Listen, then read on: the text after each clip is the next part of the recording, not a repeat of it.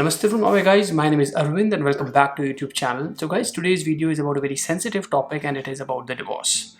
So today we have an author who has written a book, The Good Divorce, and in this video we will primarily touch upon the afterlife of an individual after the divorce, right?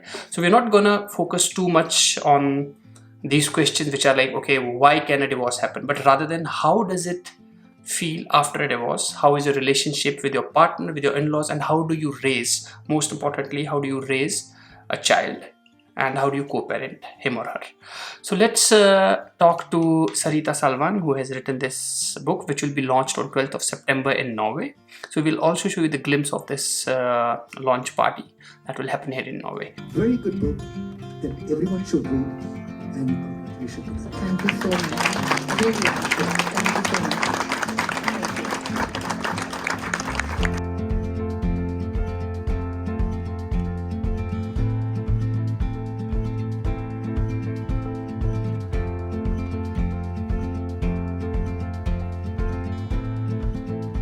So welcome Sarita ji once again to our YouTube channel. Thank you so much, Arvind. Thank you. Thank you, Namaste Norway, for giving me the platform when it was business. And now, of course, it's a very sensitive topic, divorce. Like Arvind said, it's not about why the divorce happens because it's very individual. Very important to see what happens next. That is, I think, what fears when people go through that journey. But I think most important is that what is expected out of it. Yes. Yeah. I think because, still, I don't know about Norway, but in India, that is a very, it's a taboo, right? Yeah, yeah. Amongst other words, this is really, you are still, whether you are from whatever class of the society you are, Yeah.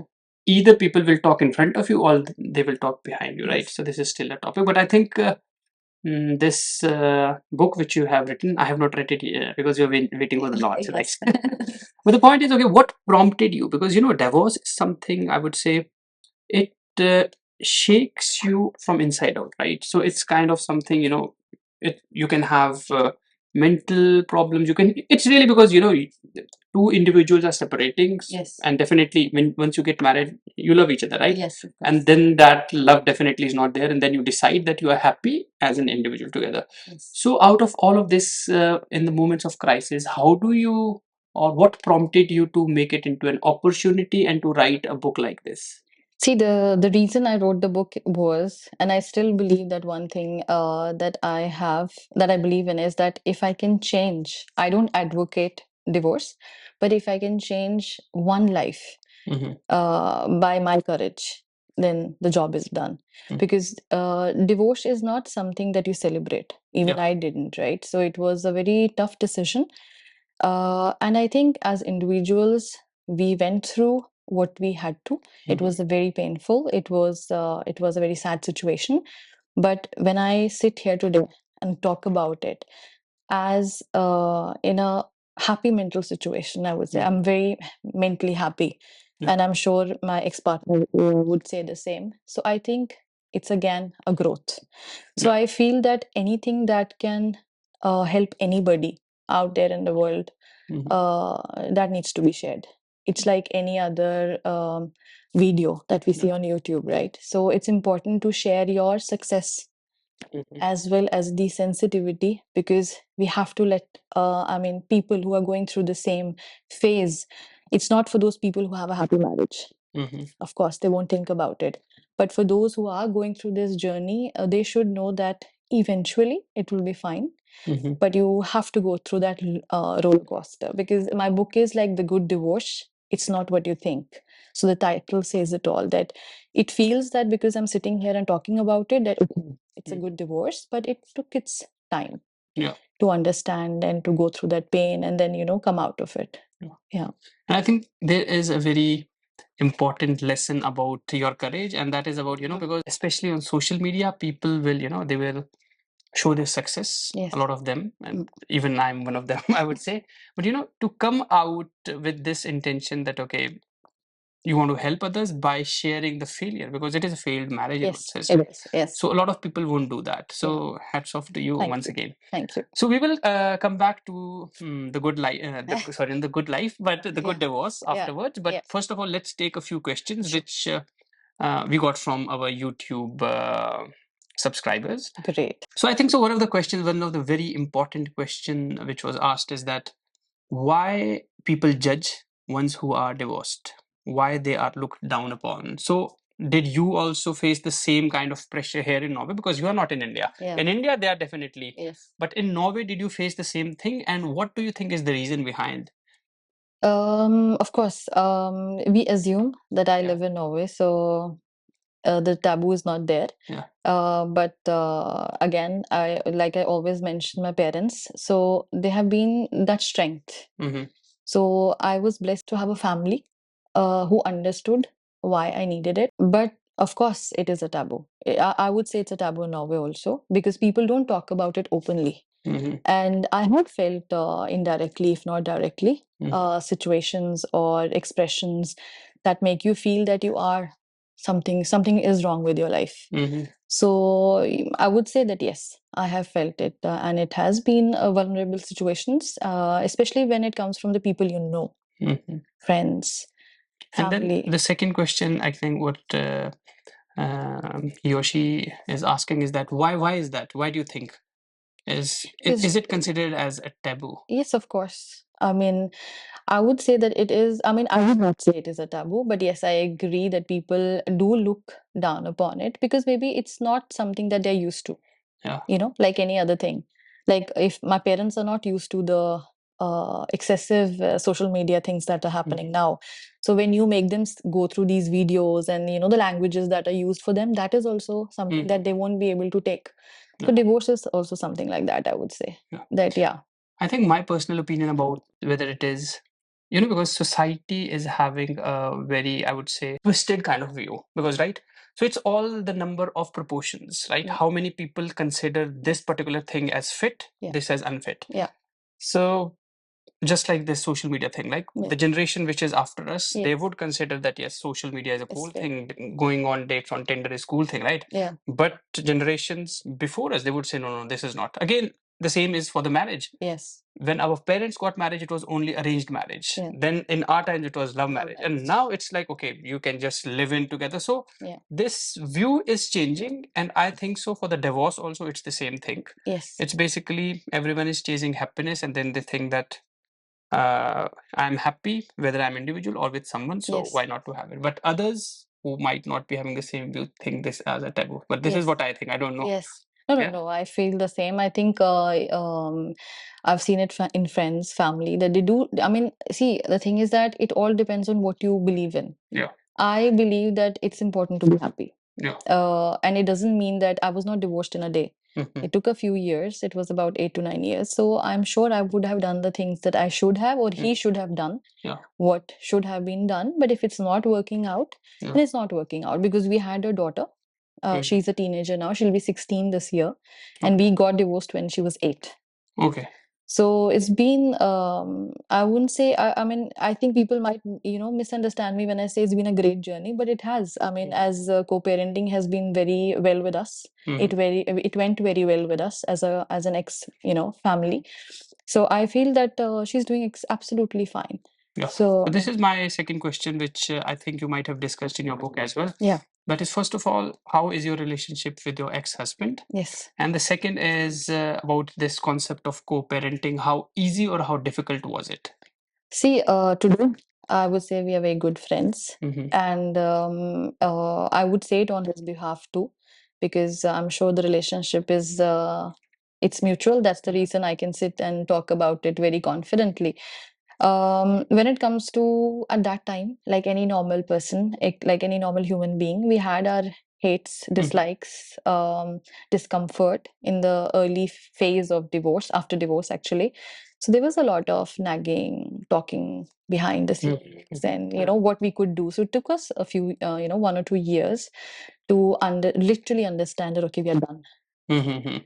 So yeah. So but today we have a I mean, I would say we have a very good relationship as friends and as parents, which is the reason we are together, because we have a child. Yeah.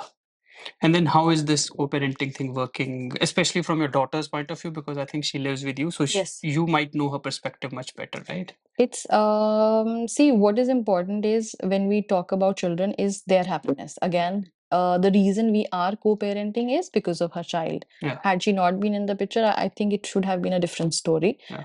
But like any normal parent, I feel the same. He feels the same, that as a parents, we should do the best for the child. And it is not necessarily from our point of view that it is to be under the same roof. Yeah. We are doing a great job. Like, she stays with me and they travel together.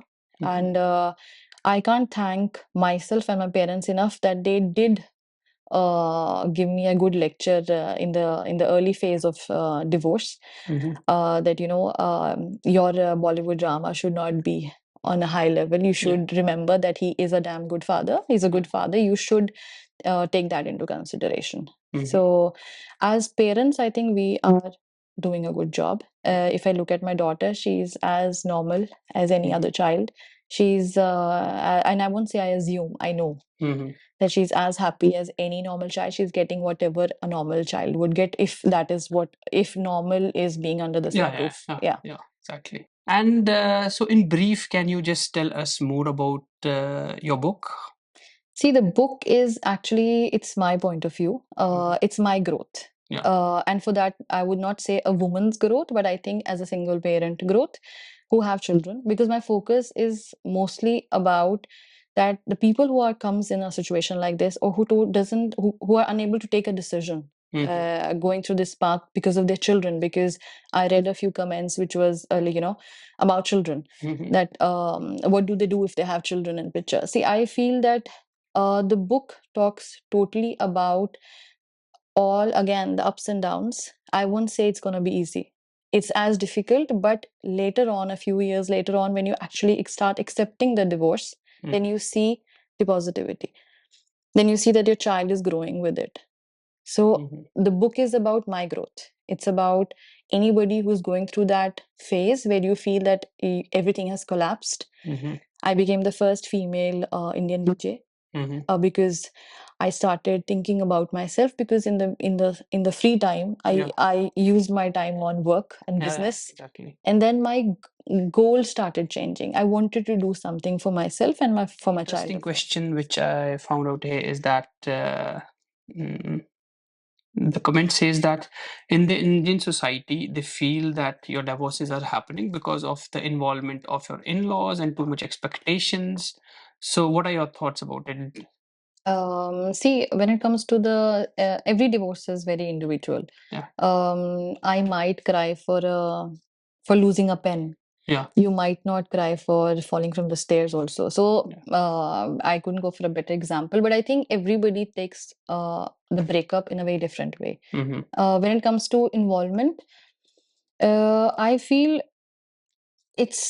we can actually blame anybody at the end of the day. It could be a third party, it could be laws, like they said.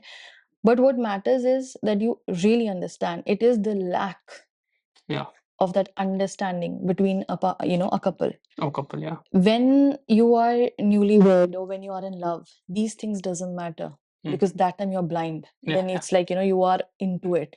But the fact is that every relationship, be it your mother, father, brother, sister, everything leads to sacrifice. There's a lot of times when you do things when you don't have to do it, but you do it out of love. But what happens is, when we have that word in-law, like there have been situations in my side also, but I would assume that she would have felt the same also. So I wouldn't say that, of course they do affect a relationship, but it is entirely up to the couple to actually make it or break it. But I would definitely add one thing that my book also talks about is, and that's very important. Take advice. I mean, let your people, your friends and family hear about your divorce, your problems and all, but please take help from a professional. Because see, your friends, your people will be with you. They'll feel that the other person is wrong, and you might take decisions which might not favor you. It's the vice versa. So I think that I learned. See, I would say the same. I'm not advocating divorce. I'm not here to say what is good and what is bad, what is right and wrong. For me, it's like, I have had the courage to talk about it because I feel it's important. Like any other topic that we talk to our children, I teach my daughter, you should be able to raise your hand, you should be able to be vocal about what you feel. That's the same thing my father told me, that I should be able to do it. I think we should just stop thinking what the society would think, because the society is a mix. So somebody will like what I say today, somebody will not like what I say, but important is that I am happy, my child is happy, my ex-husband should be, he's also happy, and we share a cordial relationship wherein we see that our daughter is doing fine. And I think I am trying to break the myths. I think that's my emphasis also in the book, that only children who are under the same roof or who are with parents have the best of it. No, we both have worked hard for her. It's just that we couldn't make it together, but a child is as happy as any other child. I have grown as a person. I have made a small empire for myself. I've become a DJ, now I'm an author.